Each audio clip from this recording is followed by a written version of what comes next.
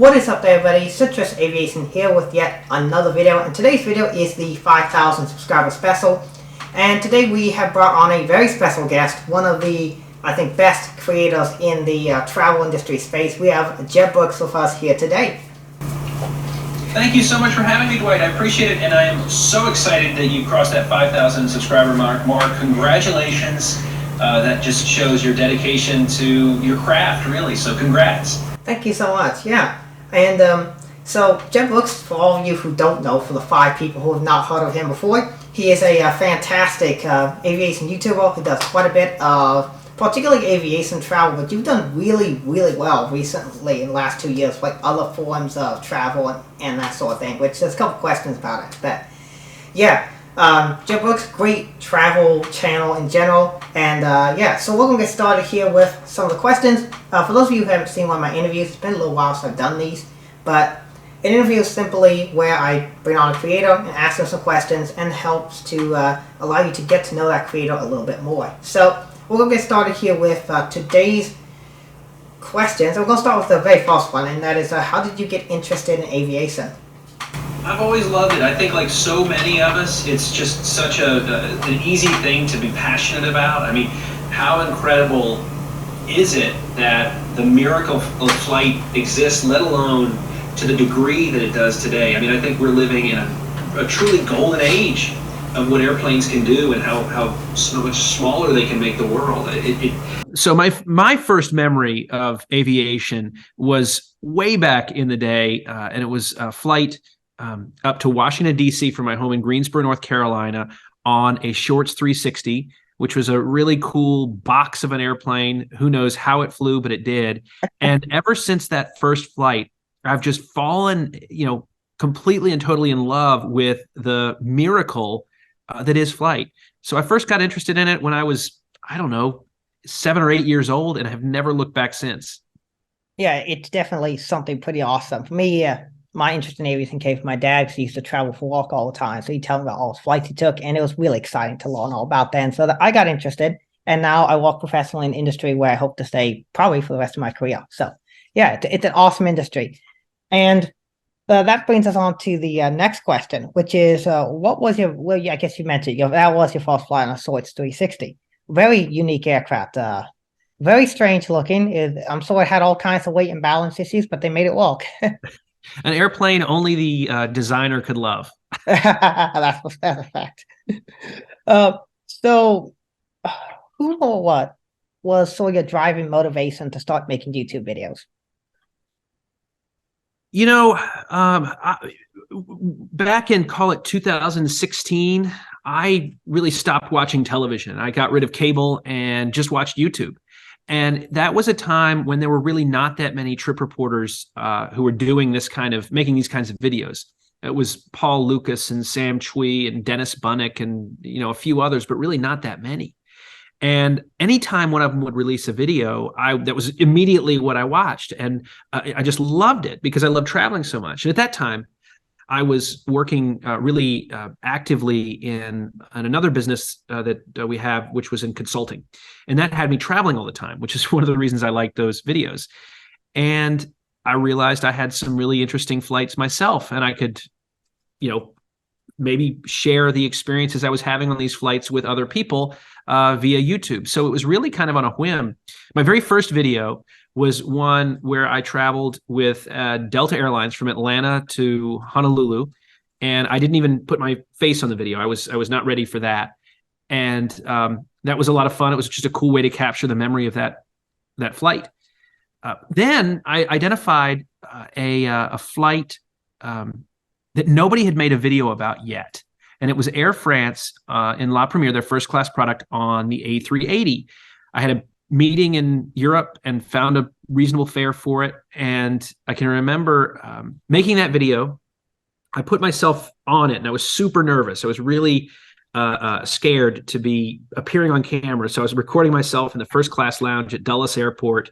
I was the only one in the lounge, and yet I was still like super nervous to speak to the camera. Yeah. And anyway, I made that video, and I remember hanging out with a good friend of mine at that meeting, and we just watched the views sort of tick up. and it was amazing. So the reason I started this, or the inspiration more than anybody, was Dennis Bunnick, who to this day is a great friend of mine, and we're actually going to go down and see him next month in Adelaide. And it was because of his sort of style and kind of what he created that inspired me to give it a go myself, and I have not looked back since. Well, that's awesome. And, each of us has our own journey. That's really exciting to hear about yours. And it seems like you found a niche for yourself. So you promote this website called GreenerGrass.com. What makes the website so unique? And what are some special things that you do on it that you don't put on YouTube? Yeah, no, that's a great question. And I love talking about GreenerGrass.com. And I think before I answer the specific question, I've got to tell you. So when maybe the third or fourth video I put on YouTube, I thought I should introduce myself somehow. And I thought about the local news. And if you watch the local news, they say I'm Ken Bradley from WABC News, right? I was like, Yeah. well, I need to say I'm Jeb Brooks from somewhere. And at the time I had a travel blog called GreenerGrass.com. And so I just threw it out there. I have said it in nearly every video. And that website is kind of a place where some of my old blog posts still remain, so you can see how I was traveling back in the early 2010s, and then from there, and then I also put menus on there. A lot of people are interested in really spending some time with menus on planes and trains, along with my tongue-in-cheek Jeb score, where we rate travel experiences. And it's kind of a place to put all kinds of stuff. But GreenerGrass.com really has its background in, I felt like I needed to be from somewhere. Yeah, that makes a lot of sense. Yeah.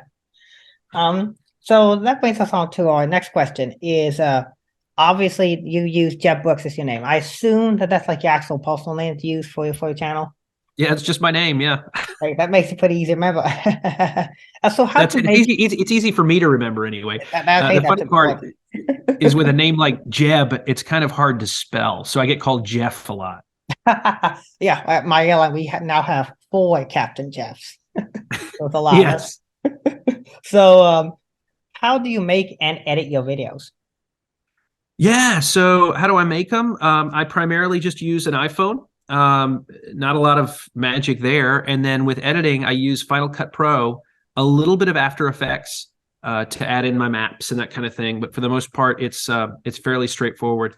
It's amazing the technology that exists just with iPhones. And I think so many creators get caught up in the equipment. And I did for the longest time. I felt like I needed to have a big camera, like the vloggers. And particularly if I was doing behind the scenes videos, partnering with an airport or something like that, I felt like they wanted to see a big camera. And so I had one. And then, it got to the point where it was just too much of a heavy lift to edit that much content from different sources. So I decided to streamline things. And the iPhone is amazing in terms of the quality that it provides and the ease of just having one source of video. Yeah, it's great. Particularly, I noticed you have a MacBook Pro as well, and you just airdrop the footage. And it's so simple. It's really easy. It's exactly. Great. Yeah, in fact, I still have a video camera that I use. In fact, I'm recording myself with the video camera and then just taking the questions from the iPhone. But I don't use it much anymore when I fly because it's just a bit bulky. Gets a little too much attention. Whereas if you have your iPhone out, no one really cares. So that's exactly it. And the other thing is the stabilization that they have now. So I used to, have a suction cup for a GoPro on the window for takeoff and landing. But even that now, I just hold the camera, sort of like, this. Yeah, exactly.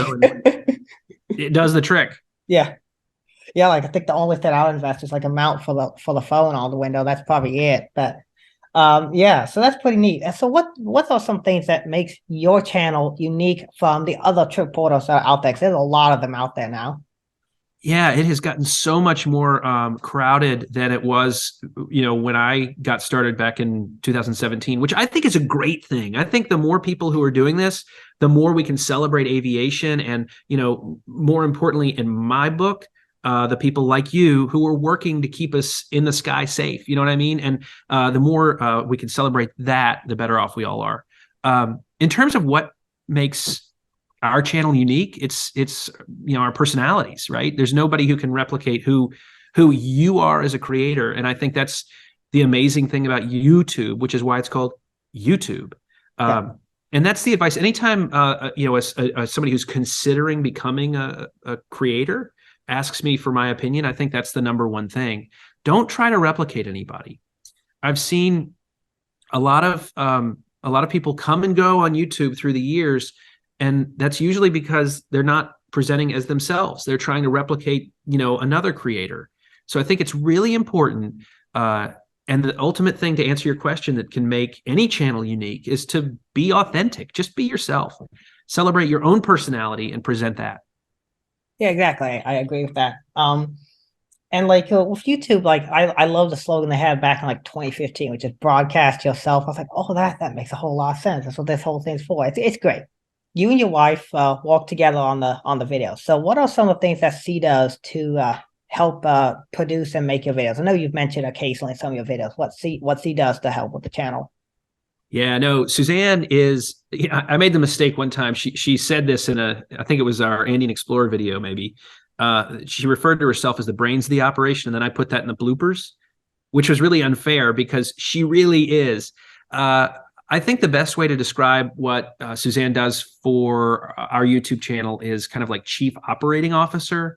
So she does all of our planning. She, is really the creative director as well in terms of coming up with a lot of our really coolest ideas.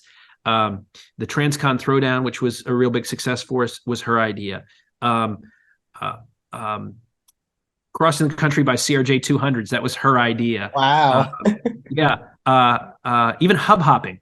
There's so many that have come from her. She's the creative energy behind the channel. And ultimately, more than anything, she can see, handle, and manage details. And I couldn't spell detail. So as you can imagine, a lot of our itineraries are incredibly complex. And to make all the pieces come together and then also have backups in case something doesn't work, she's unbelievable at all of that. Well, that's fantastic. And yeah, but that makes it easier for you because she does all the planning, the logistics, which that's a lot of actually traveling. And then you do the videos and make it awesome. So yeah, great job. You two do great. I just get to look good. I don't really, it's easy for me. So at what point when you were making YouTube videos, did you realize that it was actually something that could actually support your travel experiences? Because at some point, every YouTuber at that point, like, oh, wow, this can actually be something. That's such a cool question. And I was watching an interview with Peter McKinnon, and he talked about how it was when he'd earned his first 55 cents. He was like, I'm going to do this full time. And then other people have, more specific moments like that. I really don't. It just sort of happened over time. I would say kind of,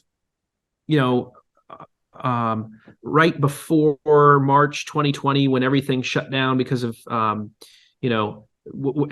I like to call the before times, we were kind of on the way. And then as we come out of, into whatever now is, it's just become that way. And it's been amazing that YouTube supports what we do. I mean, we're incredibly grateful to every single viewer who makes it possible for us to continue to create this content. But if you were to ask me like a specific moment in time where I said, oh, we can do this full time, I don't know.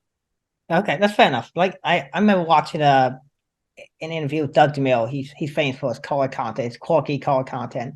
I think it was like for him it was like he made a Ford GT video that did really well. And I was like, oh wow, this guy could be something.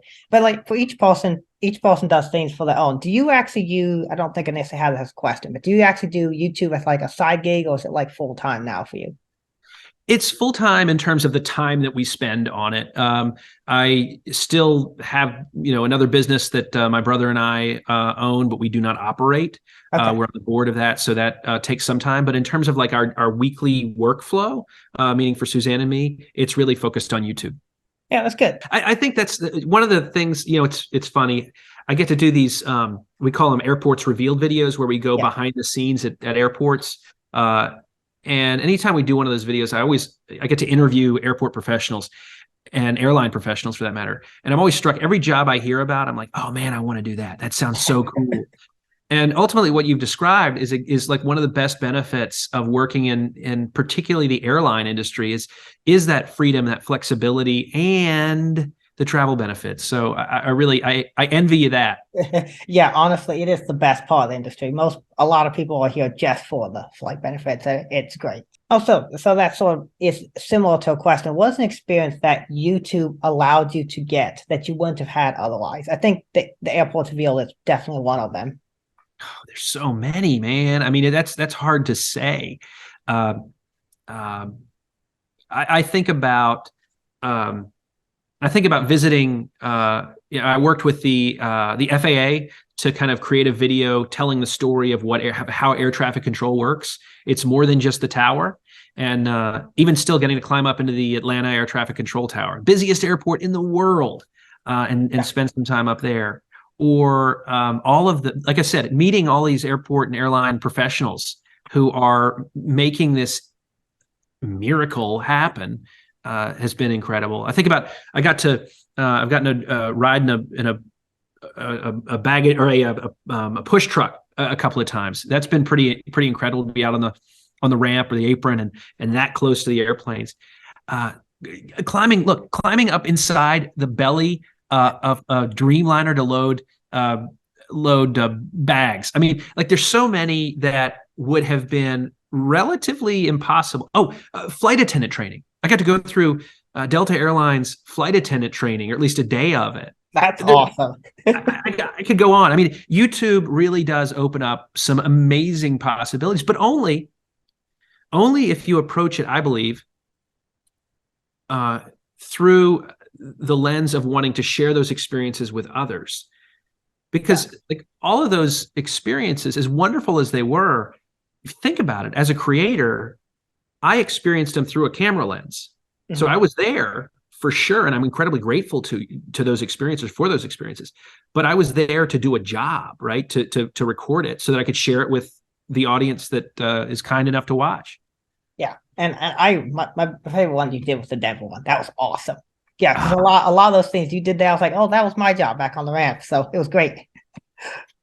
And that's one of the things that I love about aviation in general, and folks like you, is there is a passion for the work that you do that doesn't exist in many other industries. Like if you're working in aviation, for the most part, you're excited about being out on the ramp or dispatching airplanes or being an air traffic controller or flying airplanes if you're a pilot, whatever it is, like you love it in a way that not everybody does in other industries. Exactly. Yeah. It's a very unique thing that the aviation industry is uniquely passionate about. So this brings on to some specific airline questions. Everyone wants to know these questions. What is your favorite airline? My answer to this is some people would say this is a little bit of a cop-out answer, but I really do believe this is my answer. I like flying whatever airline is sort of the flag carrier of wherever I'm going. So if I'm flying to the UK, I kind of want to fly British Airways, or if I'm going to Australia, I kind of want to fly Qantas. It doesn't always work out that way, but I like to kind of feel like I'm arriving where I'm going before I even get there. But here in the United States, I don't have a favorite right now among what we've got. I think there are a lot of exciting things happening for airlines. I think there are a lot of really exciting changes, as I said at the top of our interview. I think this is a golden age for flying, and I think that's great coming off of the before times. I mean, people are back in the air. But for me to pick a favorite, it's hard, man. And we're still seeing in the last 10, 15 years a real shift in the way how cabin products are designed and put out there. So it's essentially going to be, the future is going to be essentially business, slant, first class, whatever the airline calls it, and then premium economy, which will essentially take the place of business class, and then an economy class product. That's it. I think there's a product piece here without a doubt in terms of product innovation and changes. And I think there's also a marketing thing. I mean, it's really like, how do we label these things? Which is good because, as we've made videos about, first class or whatever, like, what does that even mean? Because first class in the Middle East is different than first class domestically, is different than first class, in Europe or Australia. And so it's so hard to put labels on these things because everybody wants to kind of give it their own spin. Yeah, exactly. And it only seems like the U.S. first class is definitely different than what the rest of the world considers first class, but it's very unique to the U.S. market as essentially first class U.S. is not something that you usually pay for. It's an upgrade in most cases for most customers. Yeah. So that brings on to what is your favorite economy, premium economy, business, and first class products that you've tried? You're like, oh, that was a really special, memorable experience. Okay. All right. This is a little bit like the favorite airline question. So I reserve the right to, in the future, if somebody sees this and said, you said this in Citrus Aviation's interview, I have the right to change my mind because things change and experiences change. But exactly. I mean, in terms of economy and premium economy, I mean, most of my experience is a Delta there. So I kind of go that way just because of where we live in North Carolina. We tend to fly Delta a lot. Although I've been flying American a lot recently and have been pretty pleased. But then I also think about like the service experiences I've had have been so good with United lately. Like I've been really impressed. Yeah, I've been really impressed with the crew experience on United. But that wasn't the question. You're asking about seats. Business class seat. You know, so many people say that the answer is the Q suite, the Qatar Q suite. Yeah. And I've gotten into healthy and friendly and sometimes heated debates about this. I really like the seats that Qantas use in business class. I find them to be great in terms of storage. And I think that's an underappreciated part of a business class seat because, you know, why do you fly business class?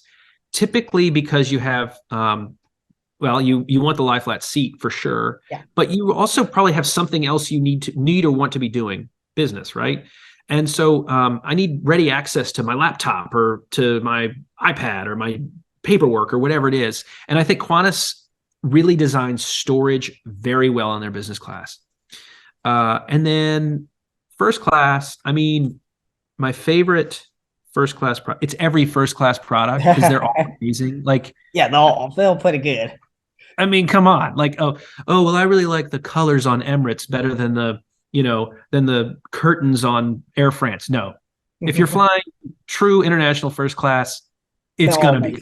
It doesn't matter whether you're an aviation enthusiast or a passenger experience enthusiast or you're just, you know, a person. It's so indulgent and incredible. I cannot believe that we've gotten to do it at all. I mean, let alone, you know, the handful of times we have. It's epic. I hope you will do it as soon as you can. So with your first class experience, I think you mentioned a couple of videos that you tend to, if you can, fly a premium class over an economy class. And it seems to be, it's a lot of times people are more likely to watch a video about a first class experience instead of an economy class experience. You want to like go into that a little bit about what maybe causes, what you think might be the reasoning for that or why that is? I'm so glad you asked about this because we frequently get comments about, hey, you know, why don't you, you know, you always fly business class or first class. Why don't you fly economy? And I always try to respond to as many of those comments as I can with the playlist of economy videos we've made. You made a lot. Yeah. And not, I mean, frankly, not as many as we have business class. I mean, and the reason for that really specifically is because it takes just as much effort and energy and time to edit, to produce, to create an economy video as it does a business class video. Yeah. And because not as many people watch it, we're disincentivized to make more of them. So as much as people say in the comments that they want to see more of them, they don't actually watch them. Yeah. Now, I've noticed that. Yeah. And so the question is, why is that? Well, I think number one, there's not a lot of differentiation among economy experiences. Number two, I think the reason that at least some people come and watch these videos is because they are curious about an upgrade. Maybe they want to make an upgrade. Maybe they just want to see what it's like to fly in these experiences. And they're not as interested in seeing what an economy seat's like because they've already done it. I think that's part of it. So we've tried to get creative about our economy videos. And that was one of the things that inspired the CRJ 200s across the country. I mean, that was an economy video really at the end of the day, but it was a creative spin on it. Yeah. Um, and so I think we'll try some more of that to share the economy experience in a way that maybe is more interesting than just here's a review of a pretty simple thing. But at the end of the day, we certainly have made some. We fly economy a fair amount. We just don't record it because we can't get the views. Yeah, and like ultimately, I think another thing why people love like the more premium economy business first class videos is it's for a lot of people it's more of an aspirational experience, and so people watch it, they want to see what it's like, and maybe at some point fly it themselves. And so I think those sort of things are just more incentivized for people to wanna watch that. Well said. So yeah, so with your YouTube channel, I know you mentioned some of the equipment, but like what are like your full like process for editing from the beginning to the end, and like what equipment do you use? I always like asking people what they use. I know you have an iPhone, I think it's 14 is what it looks like. Yeah. So what I do is we record the video as soon as we're wherever we're going, before we go to bed or before we go to get dinner. Download the footage onto the laptop so I have a backup. Then I go through, and this is a little bit controversial. So I load it into Final Cut Pro. I go through and I cut out all the audio on anything that's not got my face or Suzanne's face talking. So we don't have ambient noise. I know a lot of trip reporters like to do that. We just choose to really make the audio a little easier to hear, the voiceover. Then I just jam out the edit. So usually it takes about, I used to be an hour per finished minute, but now it's about an hour for every 2 finished minutes of video to jam out the edit, and then we publish. Really, it's for the most part the iPhone, my MacBook. Occasionally, I'll use. We've got a couple of GoPros if we have like a more complicated multi-camera shoot for something. At Airports Revealed or one of those kinds of things, but that's really the process. Yeah, well that's good to hear, and like making a great video honestly doesn't take a whole lot of equipment anymore. Like I think you use one of the newer M1 Pro MacBook Pros, and those things are sweet. But yeah, this is my old one finally gave up in terms of being able to handle the video, because I mean I got a lot of raw footage, particularly coming off of our bigger our train videos, that kind of thing. And so yeah, this machine that I'm on right now is incredible.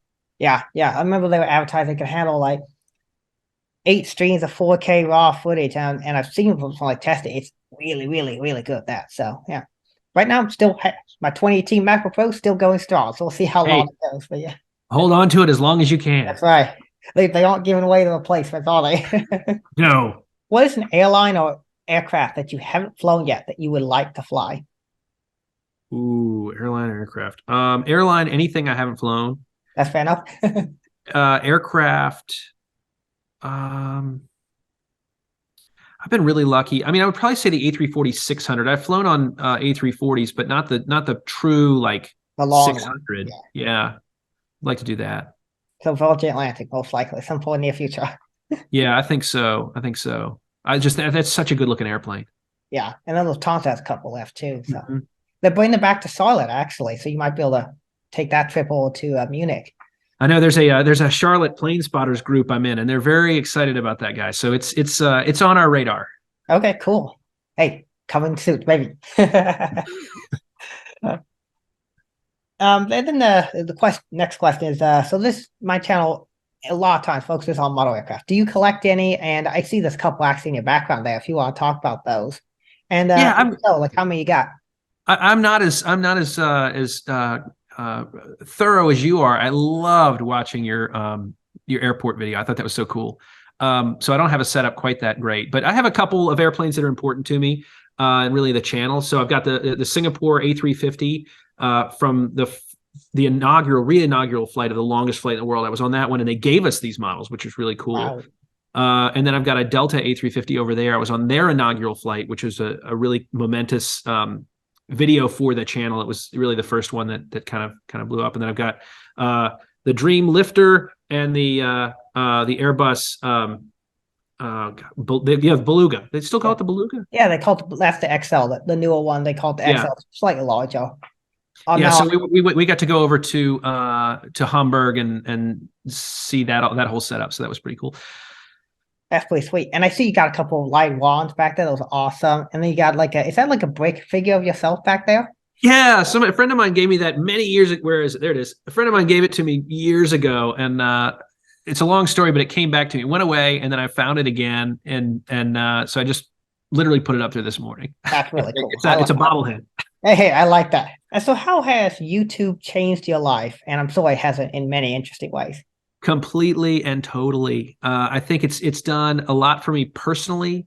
It's done a lot for me professionally. So personally, it's given me more confidence.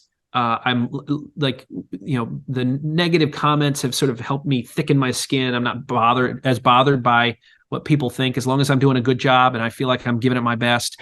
That's all I can do. And so if somebody doesn't like it, that's good information. It might help me get better, but it doesn't bother me as much as it maybe once did. Professionally, it's opened me up to being able to pursue my passion. I mean, in many ways, I envy you. You're working in the industry. Like, I was not anywhere near aviation. I guess I would travel for work, but I love this stuff so much.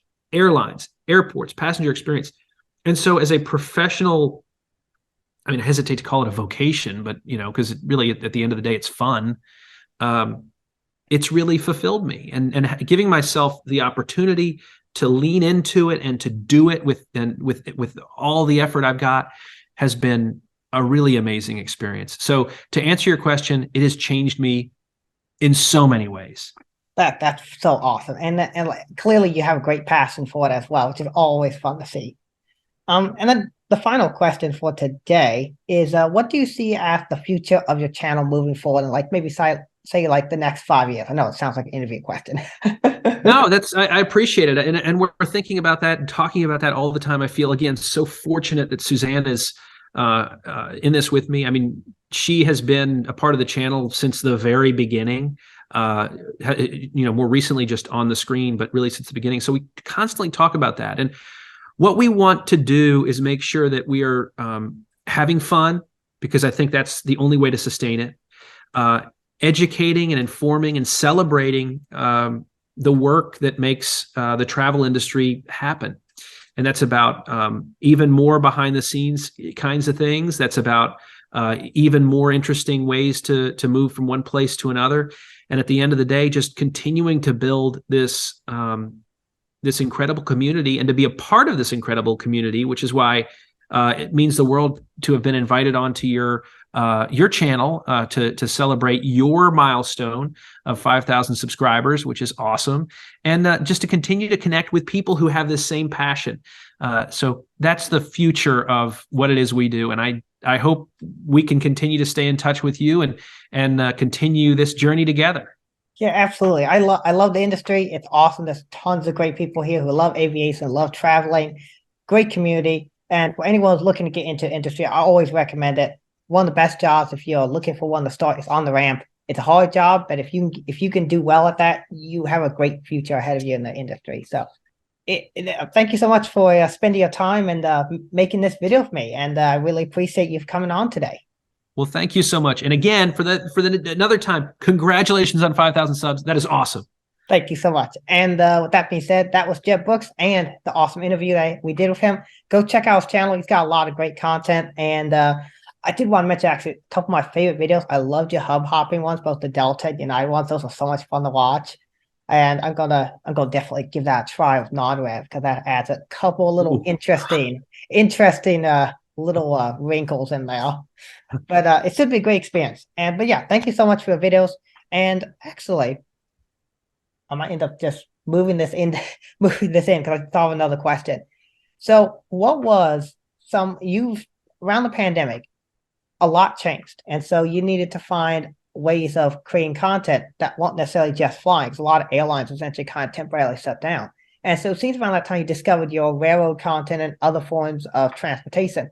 So how has that really like changed your channel? I've noticed like when you look at your most popular videos, a lot of them are actually your Amtrak train rides or even bus content's done really well. So what sort of sort of been a driving factor towards doing those unique travel videos, and they've clearly done really, really well.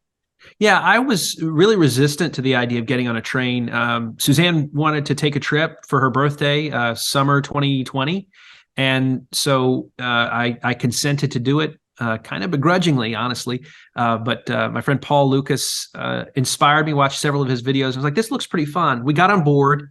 And it was just such a relaxing experience, unlike really anything I'd experienced up until that point. And so we really found that those videos are fun it's fun to go on a train. It's tons of fun to create those videos. And the most fun is editing them because they're so long and substantial. So railroad and bus videos have been a blast for the channel. Yeah, I've noticed that a lot of people like watching. There doesn't seem to be a whole lot of that content that's out there yet. And so you've been able to take advantage of that market and get some incredible experiences. And it's interesting to see particularly how the bus industry is definitely changing. So I definitely think a long haul like bus service has become more of a thing now that people are trying out. So yeah. Well, thank you. Yeah. So that's basically it for this video. I want to thank y'all so much for watching. Have a wonderful day. Thanks for watching. God bless. Peace.